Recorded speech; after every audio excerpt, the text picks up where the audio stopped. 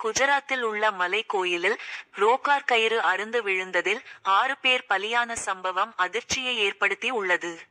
குஜராத்தின் பாவகத்தில் உள்ள மலை உச்சியில் புகழ்பெற்ற கோயில் உள்ளது. இந்த கோயிலுக்கு செல்ல 2000 படிக்கட்டுகள் வழியாக செல்ல வேண்டும், அல்லது ரோப் கார் மூலம் செல்ல வேண்டும். ஆயிரக்கணக்கான பக்தர்கள் இந்த கோயிலுக்கு சென்று வருகின்றனர். அவ்வாறு இந்த மலை கோயிலுக்கு ரோக்காரில் பக்தர்கள் சென்று கொண்டிருந்தபோது இன்று பிற்பகல் 3:30 அளவில் ரோக்கார் கயிறு அறுந்து விழுந்து விபத்து ஏற்பட்டது. இந்த சம்பவத்தில் 6 பேர் உயிரிழந்தனர். சம்பவ இடத்திற்கு போலீசார் மற்றும் மாவட்ட கலெக்டர் விரைந்தனர்.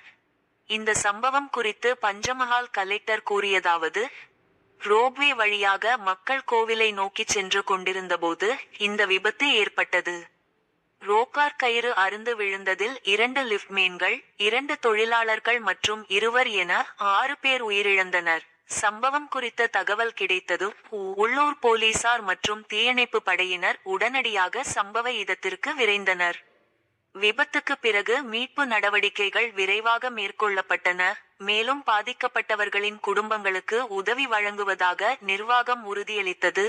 விபத்து குறித்து நிர்வாகம் விசாரணையை தொடங்கியுள்ளது. இவ்வாறு கலெக்டர் கூறினார்.